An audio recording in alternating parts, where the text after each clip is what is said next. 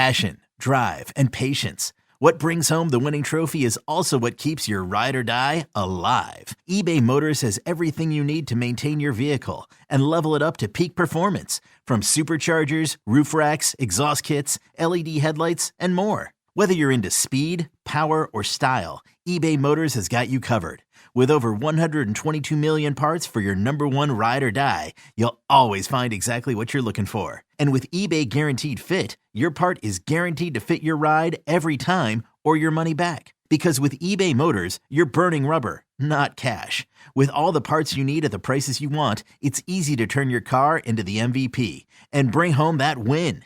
Keep your ride or die alive at ebaymotors.com. Eligible items only. Exclusions apply.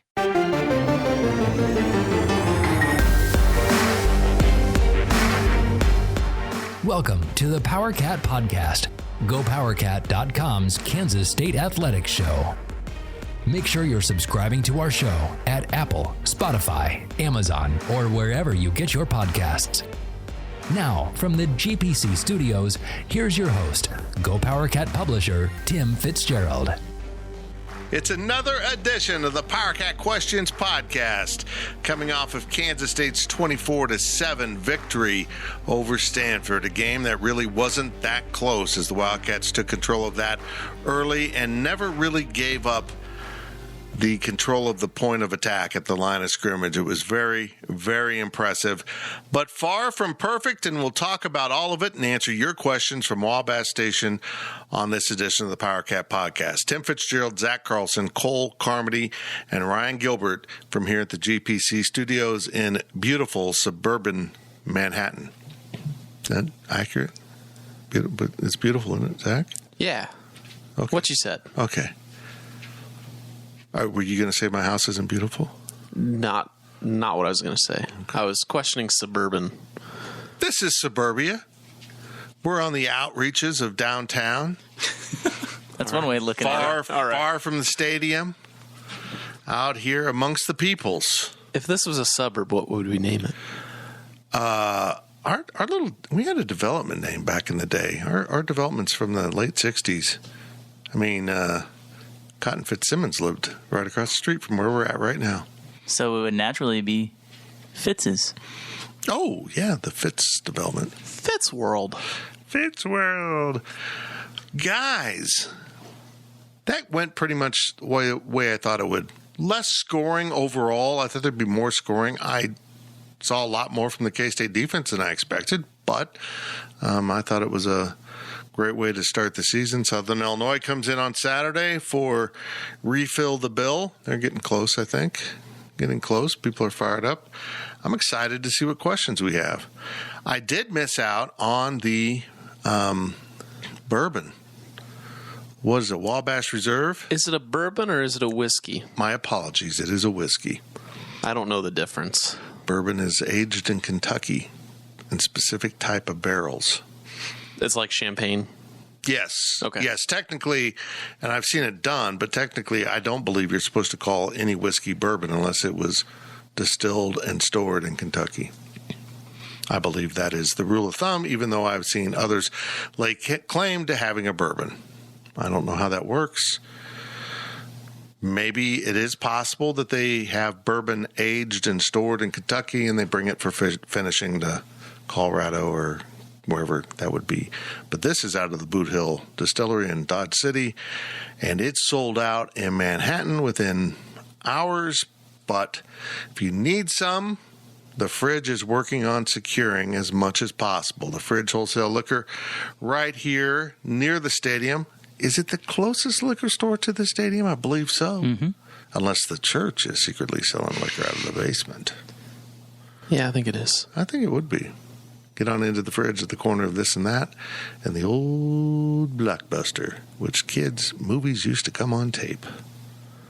Used to have to put it into a little box and watch a movie and rent it on a thing called a VHS tape. Then rewind it when you're done. Rewind it. I miss those days. Anyhow, let's move on with the PowerCat podcast. Our segment sponsors are Tanner's and the High Low. Stop in whenever you're in Aggieville, and I hope everyone can come to town on Saturday for that game, 6 o'clock kick. So come on down to Aggieville and anywhere you would like to be early on. Get out there and tailgate after you stop at the fridge and buy all your tailgating liquor and beer. No need to haul it to town. We have it right here. See, that rhymed. Here's your questions from Wabash Station. Ryan Gilbert. First question comes from Exhausted Nihilist. How much credit does Coach Kleiman deserve for having this team locked in and ready to play on an opening day at 11 a.m. and having to travel for a quote-unquote home game? How much does he deserve? Credit? How much credit does Chris Kleiman deserve? Well, a lot, and not because of what you said. I mean, trying to get your team focused for an opener shouldn't be difficult. Sometimes it is. It shouldn't be difficult. I give him credit for totally changing his defensive philosophy. Do you know how, and I asked him about this on Tuesday, how scary that's got to be? All he's ever done is coach four-man fronts. And he looked around the conference and realized, I know I like four-man fronts, but this 3-3-5 is proving to be effective, and it's been difficult for us to handle. Let's look into it a little bit. Called up a friend in the coaching profession and learned his lessons on that. I love that he won't tell us who it is. I just love it. I'm thinking it's like a high school coach or another Missouri Valley coach or someone that we'd all go, who? You know, we wouldn't know. But to throw away everything you've known in a game of this importance, because he said it was important. I mean, everyone's like, well, I don't know if this game was that important, Fitz, but Chris Kleiman had clearly stated it was a really important game for K-State.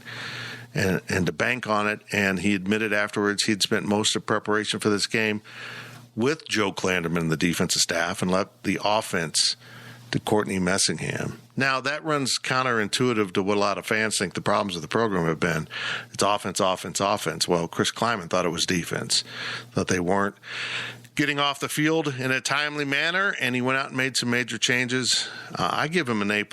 I mean, that's big time when you're as accomplished as he is as a coach, and you go into a season and admit, we need answers beyond my realm of knowledge, so let me go find those.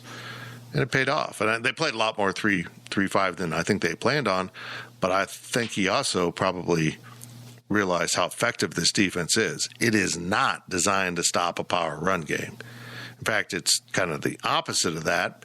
You take a big defensive end off the field for a light linebacker, a small linebacker, and that just runs opposite of what you would think would happen, but it sure as heck stops Stanford's running game. I think what I'm impressed about is just how thorough the preparation seemed. K-State seemed thoroughly prepared to do everything, even with bringing in a new defense, a three-man front, something they've never done before.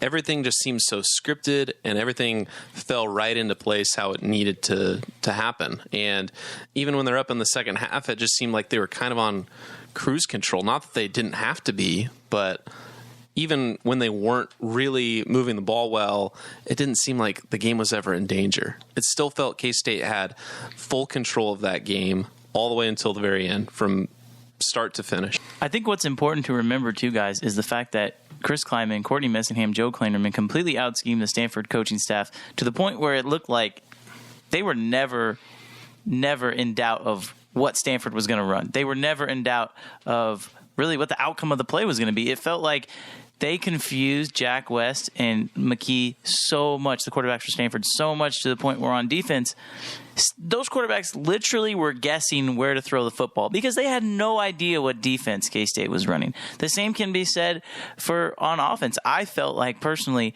Courtney Messingham had a really good game plan, and I know fans want to complain about the third quarter, but I'm of the opinion where they didn't need to do anything else. They were controlling the line of scrimmage. And if you look at a lot of what happened in the third quarter, they were picking up yards, but then there'd be a holding call. So the play would come back, and then they would get behind the sticks. If they can eliminate those penalties on the offensive side, they're going to score more points. And let's not forget that Skylar Thompson threw an interception in the end zone. If they score a touchdown there, they have 31 points, and I don't think anybody's complaining about the offense. To answer the question real quick, the answer for me is no for Kleiman getting any credit for having his team locked in. I mean, the way last season ended, you have big problems on your team if your team isn't ready to be locked in for game one after a 5-game losing streak to end the season. So I'm not going to give Kleiman much credit for that. On that same note, he's had all this time to prepare for just Stanford. All the preseason. Now you go week by week. You're going one game at a time, and how much game plan changes are they going to make week in, week out, especially going into Southern Illinois? True. Time will tell. Okay. Next question comes from Hard Times Cat, and according to Zach, this is a possible first-time question asker. I couldn't tell if you've ever been on a podcast, so if you haven't, welcome. If you have, it was only one other time, and I think it was like 2 summers ago, so welcome. Anywhom, welcome. What would you determine to be the most impressive part of K-State's performance Saturday? Mine was the tackling by the defense. There was less arm tackling. It looked more like the defense of the 90s. Mob style. Ooh, I like it. Throwing a little mob reference. Yeah, there was very rarely an isolation. Stanford wasn't able to create one-on-one opportunities where, a ball carrier was in an open area with a tackler very often. I remember one where a K-Stater missed, but that was a rarity when a K-State defender missed a tackle because they had help. I mean, there were so many guys at the point of attack. It was really impressive to watch them run around and gang tackle just as a group. It had to catch Stanford off guard. That not only did K-State come out and defend in a way that they didn't expect, but also rallied to the ball with such, focus. And they never lost that focus. A lot of times you'll see a team start off really well defensively. They'll get out there and do all that stuff right, and then it seems easy, and they kind of forget what made it look easy. And the defense never really did. They stayed locked in on the task all through the game. It's almost impossible to stay that way through a whole season, but great defenses find a way to play at that level, and we'll see if they can. The great news is, and Cole, I'd like to get your thoughts on this, is if they have guys that stop doing those type of things, they just rush someone else in off the bench. Now, we saw Jerron McPherson not play a whole lot because of illness, we believe it was, and they were a little thin there. But, yeah, the depth only helps bolster that. If you don't do the right things, you're not going to be out there. Well, the depth is huge. I mean, they played 56 players in the first half. That's unheard of. It's crazy. That's unheard of. And it felt like every single unit that was out there did not miss a beat.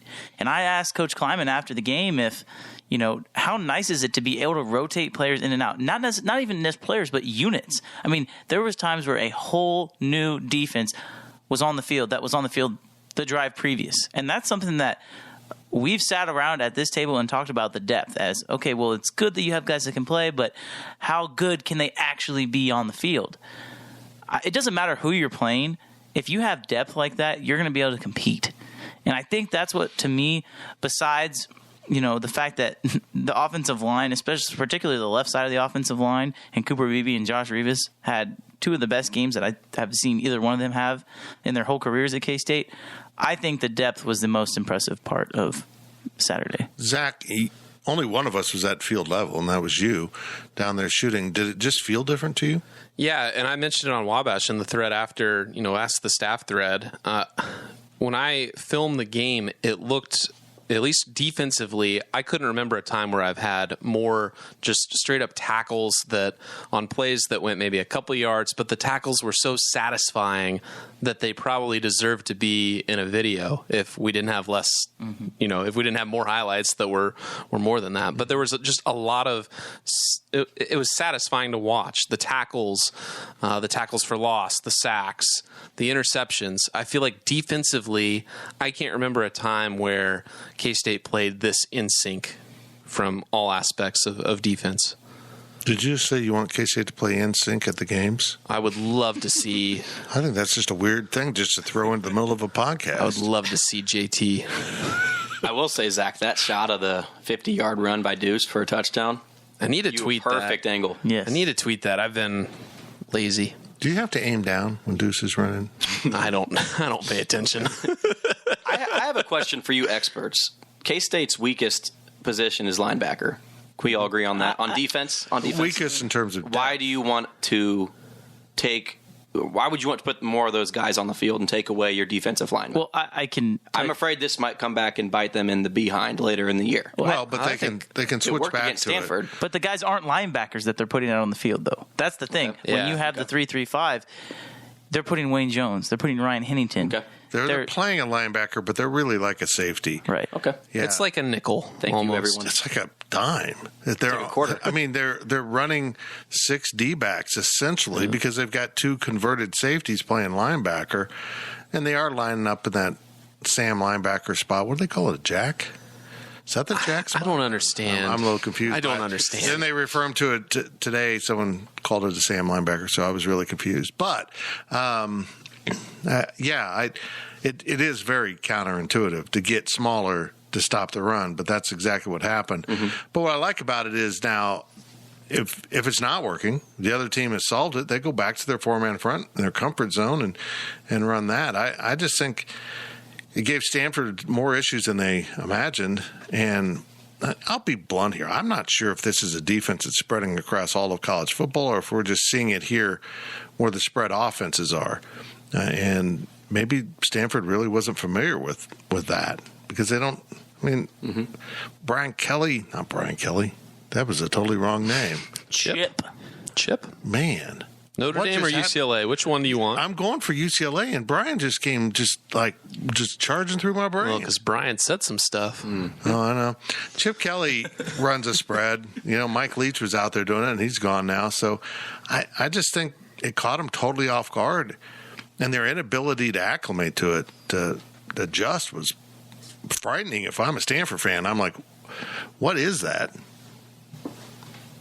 So, from Yo Mama, how big was robbing Stanford of a timeout early in the third quarter? David Shaw was losing his mind over it. I don't what. Okay, I know what he's talking about. Okay, go ahead. So I know they burned timeouts early in the third quarter. Yeah, so I was doing the game on the student radio station, and I kind of talked about this because I think the differences in the NFL and in college football is in college football they have to give you time to substitute. And what had happened was Stanford had rushed everybody out on the field, brought a completely new unit in.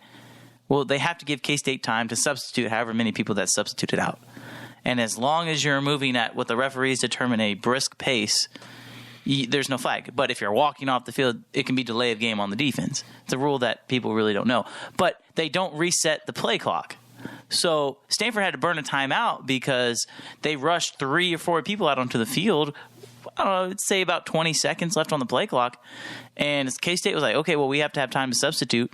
So they just jogged their guys off the field, jogged them back on the field. And they had to call timeout because there's 2 seconds left on the play clock before they could even get the snap off. So, yeah, that's what that whole entire situation was about. I want to say that was their first timeout in the second half. And it was a pretty big one. I think that in the overall arc of the game, I don't know how important it was. But if anything, it was not something that K-State did. It was more of kind of what Stanford didn't do. Yeah, it's a game management thing on that end. And, Coach talked about it today. But if you're going to start substituting, you better get guys in and out and expect that. I mean, sure.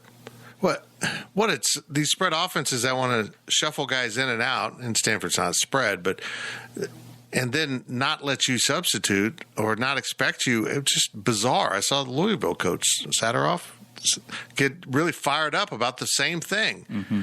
Well, I mean, you're the one choosing to run this offense that puts you in these predicaments, and this is one of the things the defense can do to slow you down.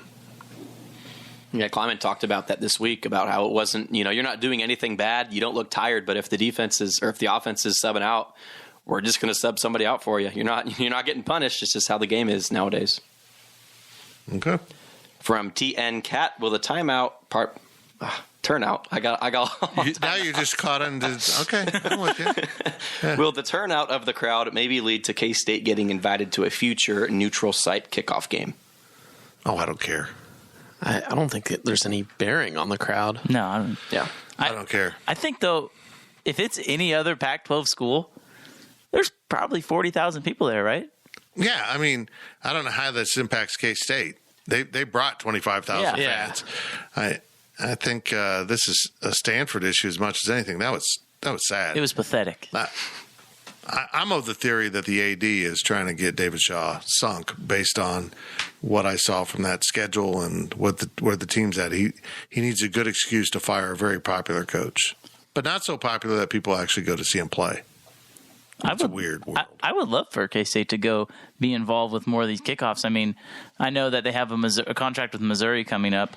I mean, how cool would it be just to move both of those games to Arrowhead? Yep, I agree. I know people got frustrated when they first moved the game, but could you imagine if they moved the game to Arrowhead? You would have Arrowhead sold out, and it's only an hour and 45 minutes away from Manhattan. People can easily make the drive. I don't know if that's probably out of the question now, but I mean, if that was a possibility, I think they should do it. I'm not really a fan of doing 2 games in a row in Arrowhead. No, I'm not either, but Maybe one, but it better not be the K-State home game. and I'd love to bring Missouri in here for them to see what's happened in Manhattan over the last 12 years since they've been gone. It's pretty remarkable how much the stadium's grown up. I'm all for Arlington, Kansas City, but if you're playing on a coast or something where you're not going to have a good crowd presence, then I would say no. But if it's somewhere where you can pack 25,000 fans, I'm all for that. So you're no on the Chick-fil-A kickoff. Correct. I'm all in on the Las Vegas kickoff game. That would actually make sense, is to play a game in Vegas that first weekend. With a Monday as a holiday. Come on, man. Let's do it. I guess I got a text from someone that said BYU, believe it or not, overran Vegas. Yeah, they do that every year. What? It's a beautiful thing. They played there. They played who'd they play there? Arizona, didn't they? Arizona, yeah. Like, They played beat 'em. Yep. They go to the Las Vegas Bowl quite a bit, and that's what they say. It's incredible to me. Are they allowed to gamble? Is that No, against I their doubt it. No, they Their, they spend all their money at other above board establishments. Yeah, I mean, I don't know if they go to shows. I don't know what you do in Vegas if you're that religious. I'm not sure, but there's something for everyone in Vegas, including caffeine. From CFID, is Stanford Skyler the Skyler we can expect, or will he improve with more game time and time to get past injury fears? I don't think he has one bit of injury fear Yeah. based on his touchdown run, his Yeah. first one. After the first one, you're just like, all right, we're doing this. So much for bringing Will Howard in for these types of plays. I still think they should, though. I'm just going to throw that out there. I still think they should, but go ahead, Fitz. Yeah, it is interesting. They got through a game without playing him. That makes me think they really are going to try to manage this to get him to 4 games or fewer. Kleiman said after the game that Will Howard is the best backup quarterback in the country, and he will have an impact on the season. If he went so far out of his way to say that his backup sophomore quarterback was the best backup in the country and will have an impact on the season, you can bet your rear end that he's going to be playing next week and probably every single game the rest of the time.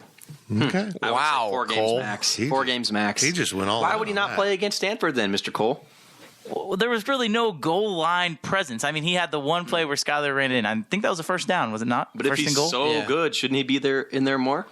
I'm just saying. It's going to happen. I don't know. I think I'm between 4 games and 11 games. I think he's going to play like 6 or 7.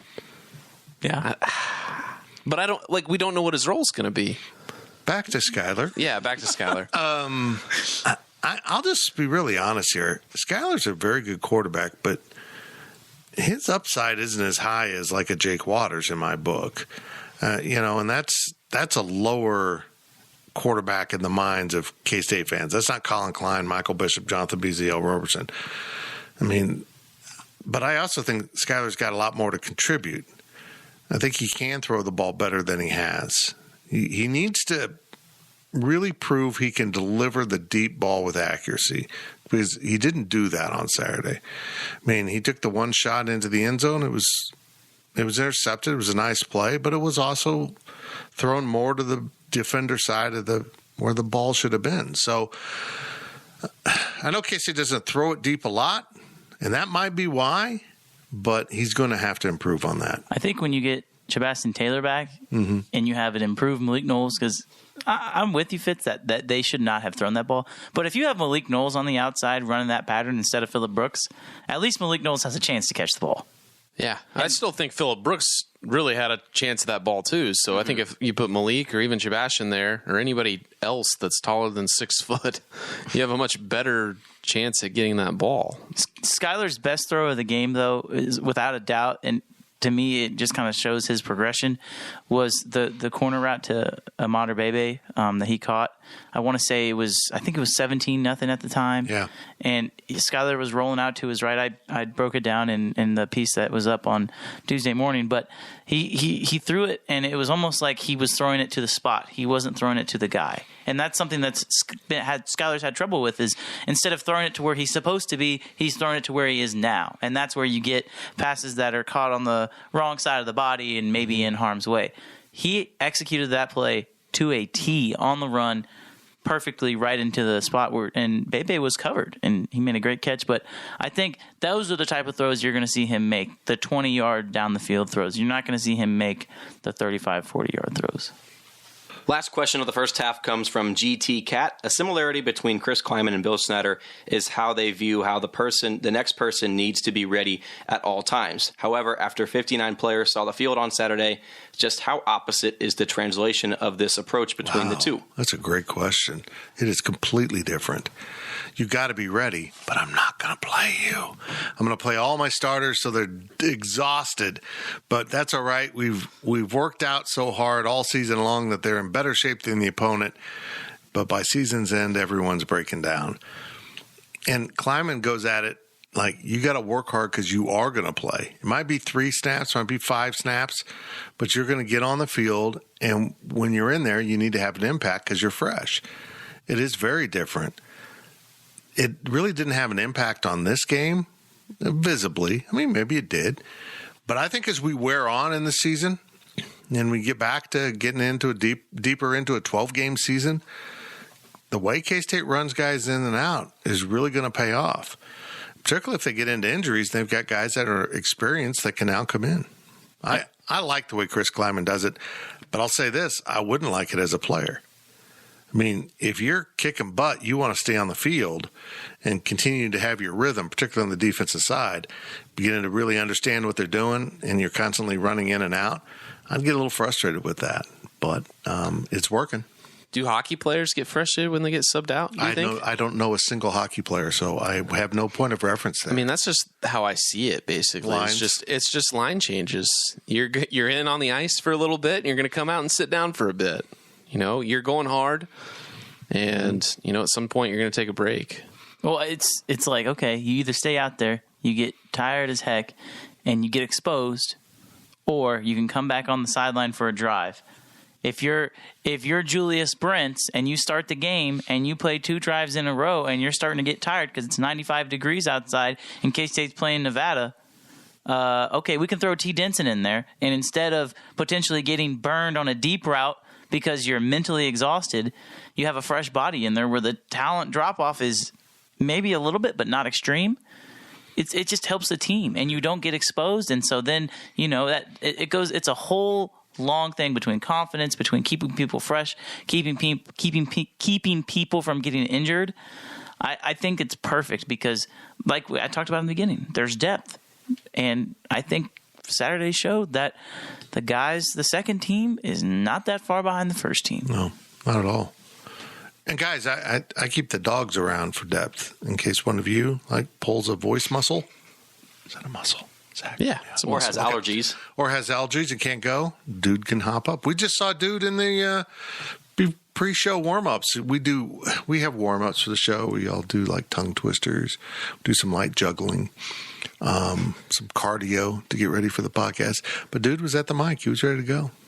That's what I like about a team. I like it when they're ready to compete. That's it for the first half of this silliness. We'll be back on the other side of this break with more of your questions from Wabash Station as we talk about Kansas State football, and possibly, just possibly, we're going to talk about Zach's thoughts on traveling to Mars.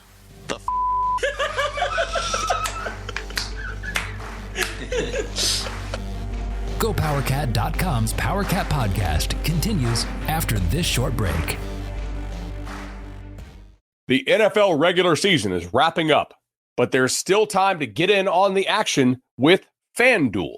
America's #1 sportsbook. Right now, new customers get $150 in bonus bets guaranteed when you place a $5 bet. That's $150 in bonus bets, win or lose. The app is so easy to use, and there are so many different ways to bet, like live same-game parlays. Find bets in the new Explore tab. Make a parlay in the Parlay Hub, the best way to find popular parlays, and more. So visit FanDuel.com/247 and make your first bet a layup. FanDuel, official partner of the NFL.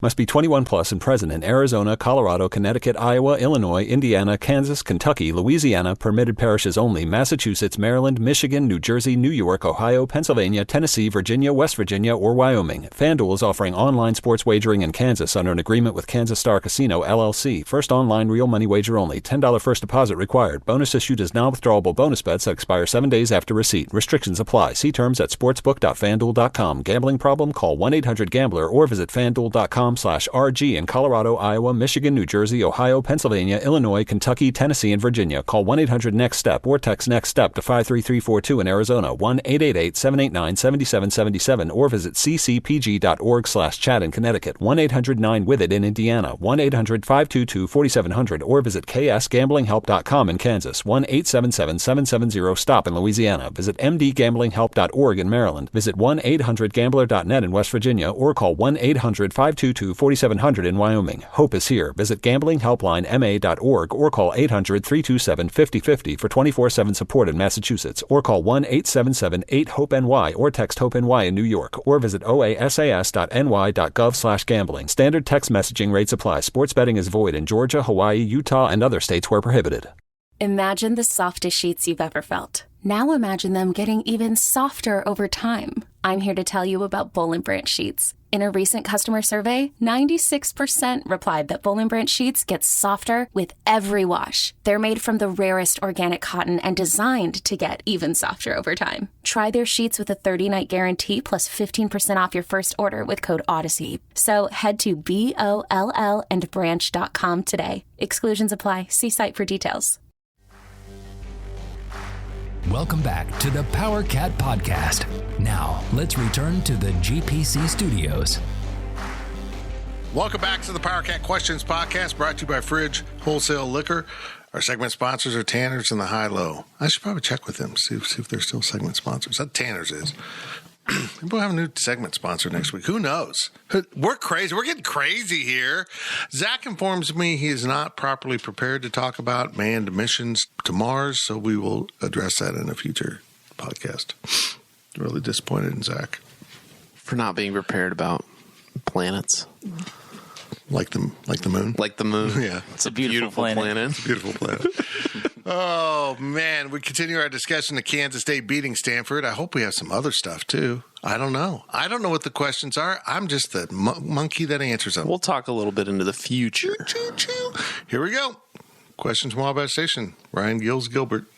Infected Testicle wants to know, K-State is typically one of the most improved teams between Week 1 and Week 2 of the season. With a solid start, should we expect the improvement between weeks to be less than normal?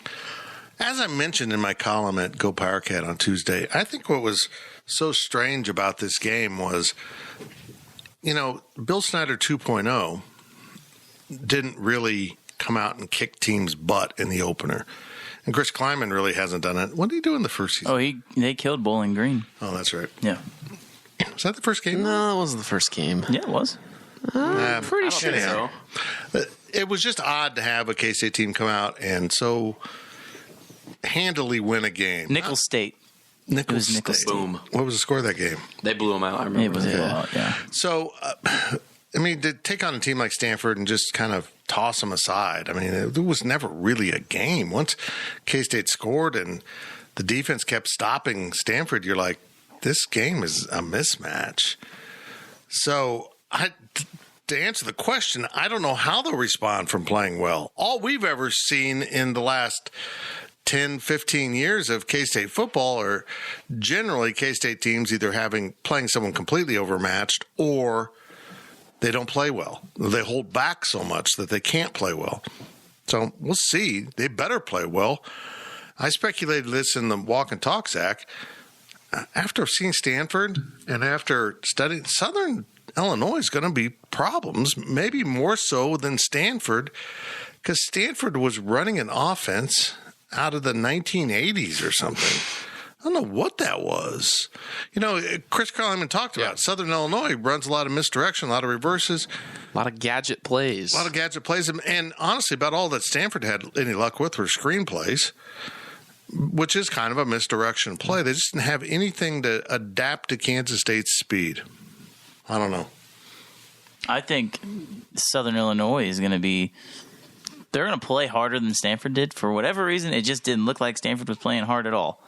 But I think you add in, hopefully a sold-out Bill Snyder Family Stadium. There's going to be some energy there. Everything we've seen, but you take out the Arkansas State game, Chris Kleiman's teams are usually pretty prepared in the non-conference. So if I'm a K-State fan, I'm going to watch this game and understand that there's going to be probably more ups and downs in Stanford. But I do think there will be more improvement in week 2. I really do, especially with the penalties. Actually, yeah, maybe with penalties, I don't think there's going to be much. I think that you'll see a little bit of a setback just because of some of the challenges that Southern Illinois brings. And I think that K-State will find out that they struggle at some stuff. And, it might be a week 2 to week 3 stuff that they might improve on for Nevada. But I don't think this game is by any means in danger of K-State losing it. I don't think that. I think that you might see some segments of the game where it just isn't as thorough as what it was against Stanford. I think I'm not going to sit here and say that there's no way K-State loses this game. I mean, look what's gone on across the country with FCS schools. I know. Something that might be worth looking at, and I don't have the stats off the top of my pulled up or anything like that. But I mean, you look at the FCS schools that played last year and did well in the springtime. I'd be curious to see what the overall record against FBS schools was, because there's definitely some momentum, especially those teams that made the playoffs. Some momentum that was built in that spring season. Carryover. Yeah. It's the same team.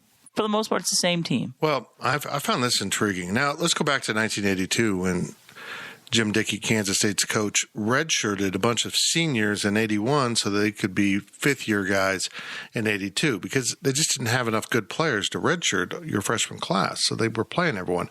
So they took their lumps in 81 and loaded up with experienced guys in 82.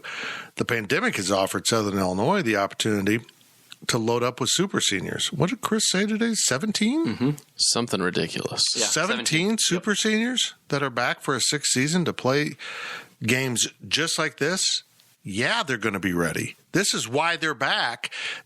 And they think they can win a national championship at the FCS level. And according to Chris Kleiman, he would agree with that they're good enough to win a national championship. I mean, this team did beat North Dakota State in the spring schedule. They're probably considered to be the one of, if not the favorite in the Missouri Valley Football Conference. This is a good team. This is as good as the North Dakota State teams maybe that came in.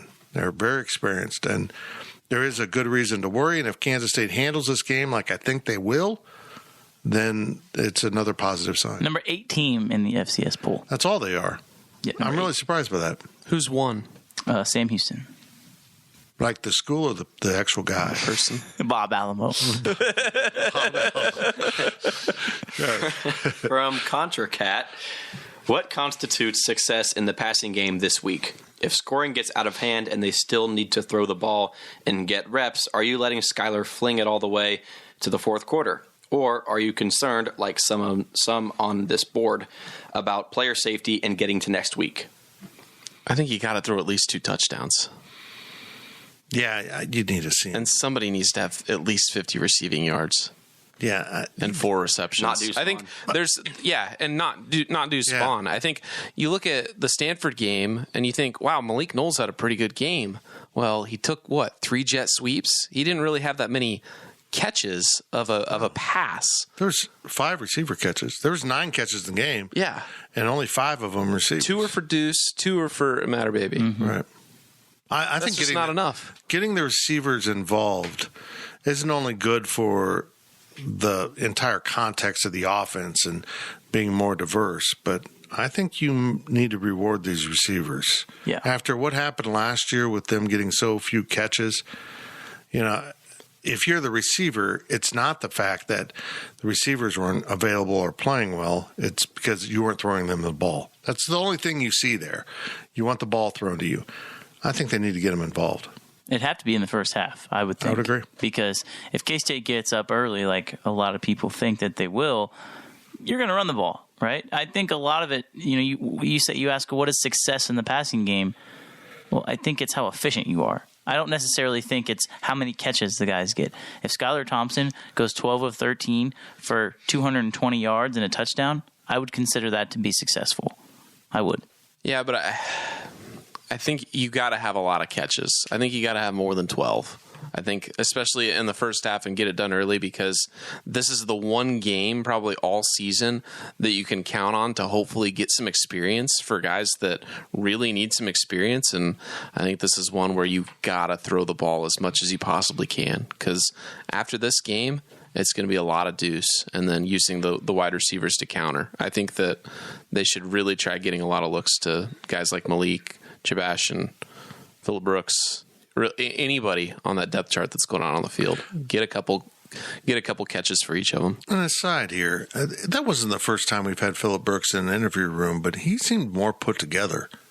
He seemed bigger today on Tuesday when we saw him.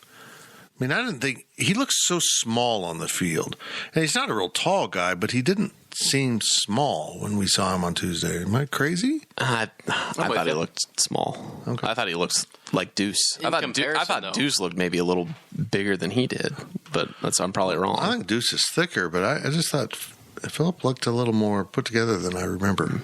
I don't know. Next question. Comes from I Like Pickles Cat.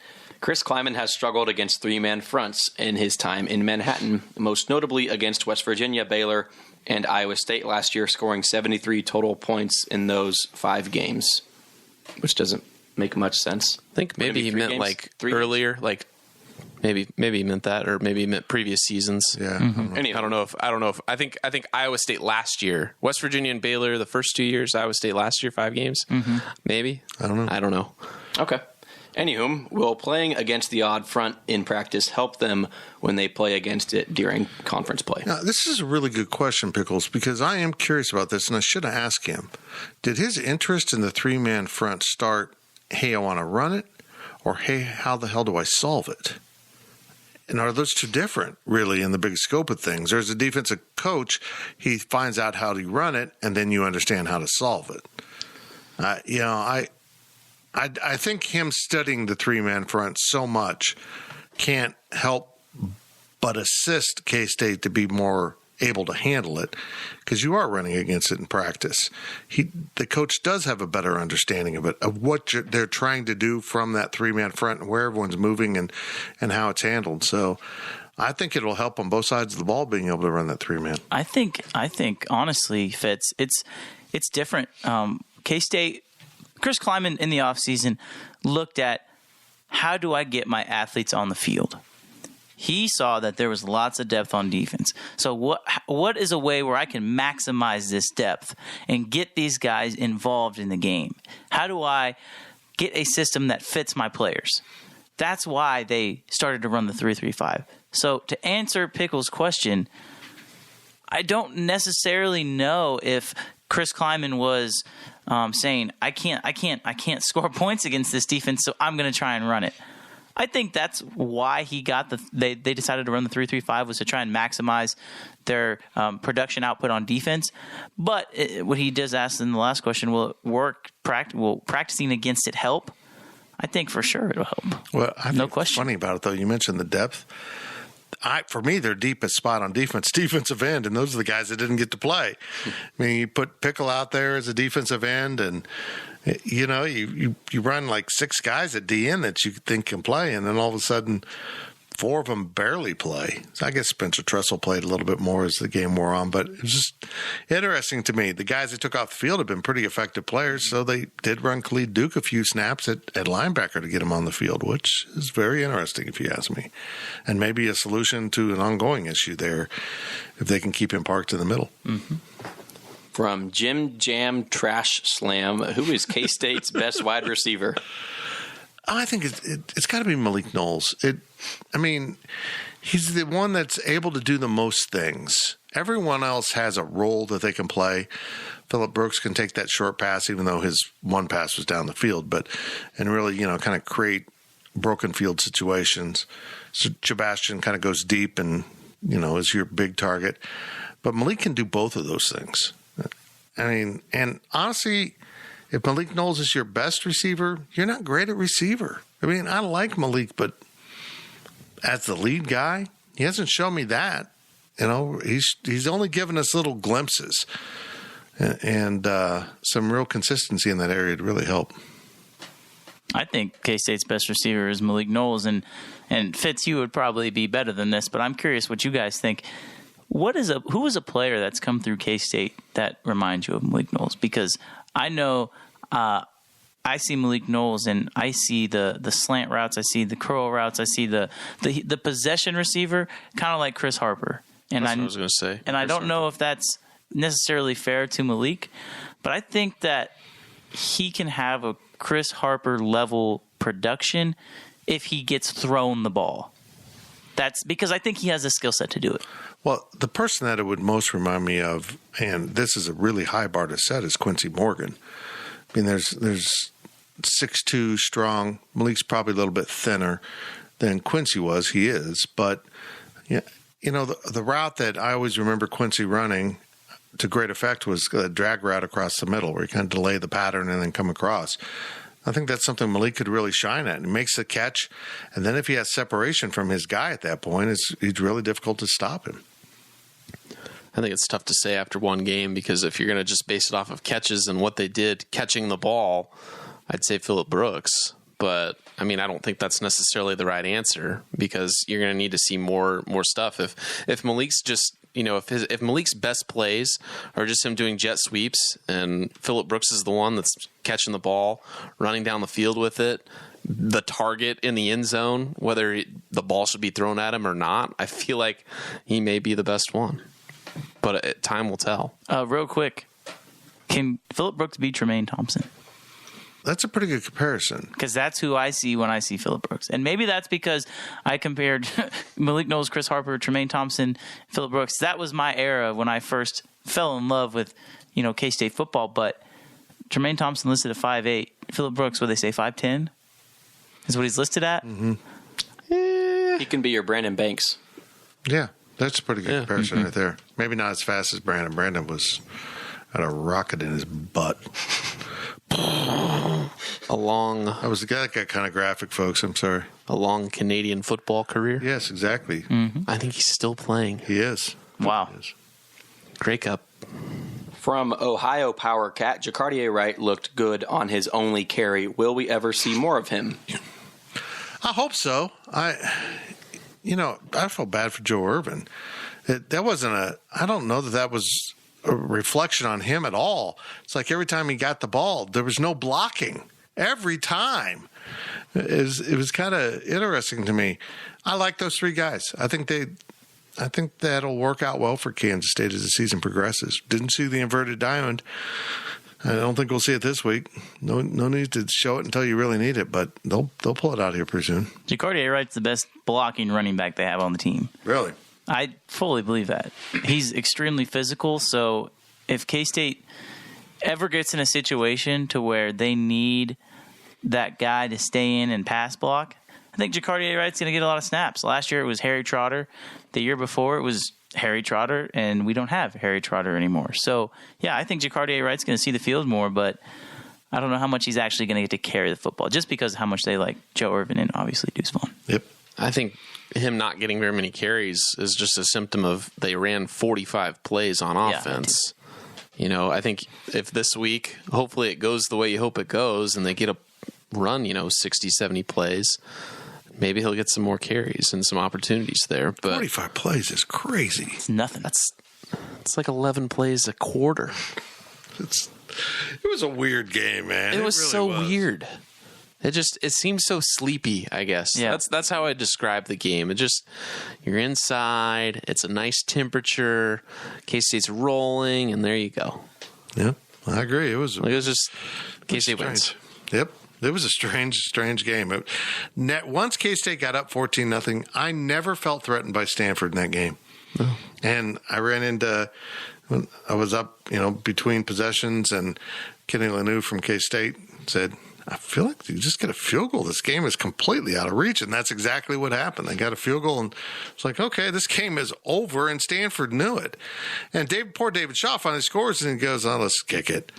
Oh, now I better pretend like I care and try to rally here. It was just, the whole thing was strange. He knew the game was over. Cole, you ready for this one? Oh, I'm ready. Last question comes from KSU Man. Do you think Will Howard will play this week, or do they try to save him for 4 conference games? And from Wildcat Pilot 88, do we see a late series of Jake Rubley this week? Yes and yes.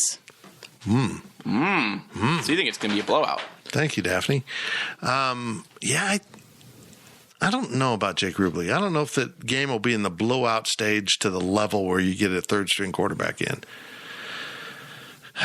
It's going to be intriguing. Let's not forget Jaron Lewis. He might be the guy that comes in and plays mop-up not to burn a game. Yeah. You're going to have Jaron Lewis and Jake Rubley both play. No Will Howard. That's my prediction. It'll go Skyler, Jaron, Jake. I think Will Howard will get it in the first half. I really do. I hope we write all of these down. So why K-State was up 24-7. There was 2 minutes left in the game. Why did Will Howard not go in? Because he's everything he said to be.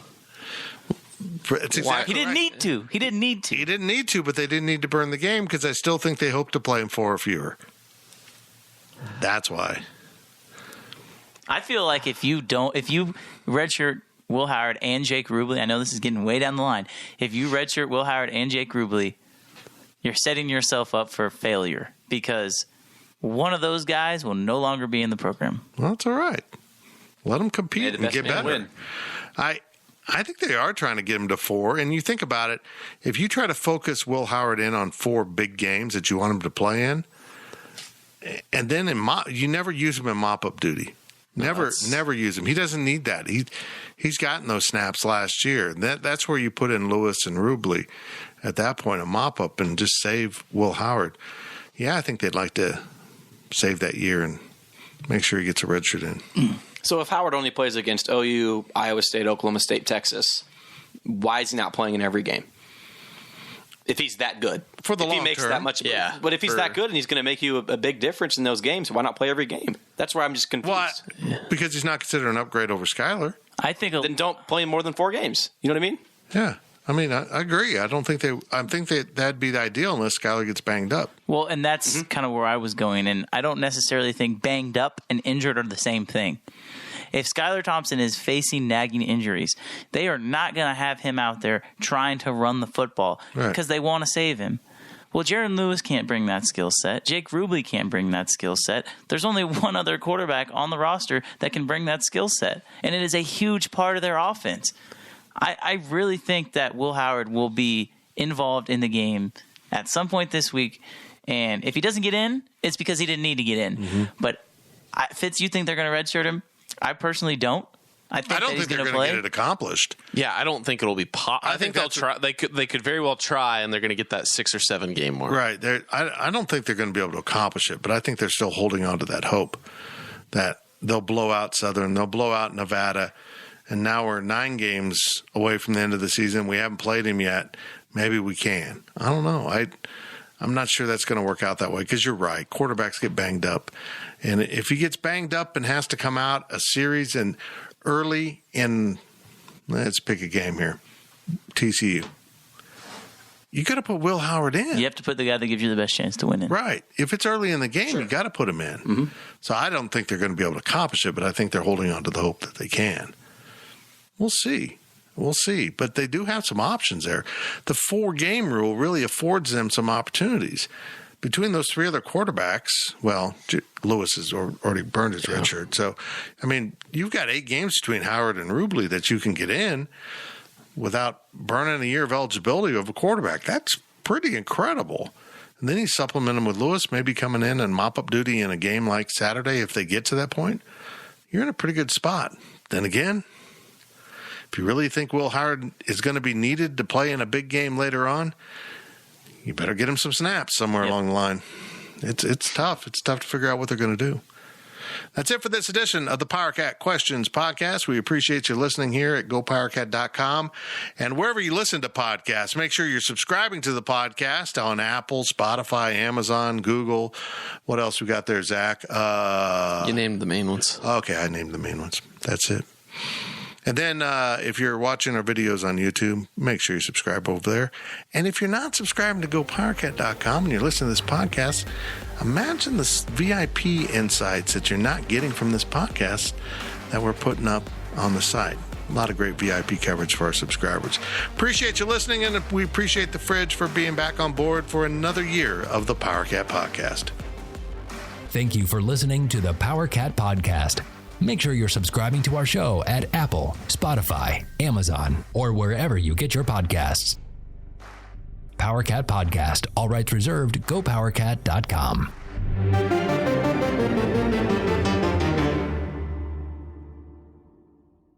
With Blue Link Plus, you can access your Hyundai Tucson Limited remotely. Doors unlocked, temperature set, lost car found. There it is. Get complimentary class-leading Blue Link Plus. Call 562-314-4603 for complete details.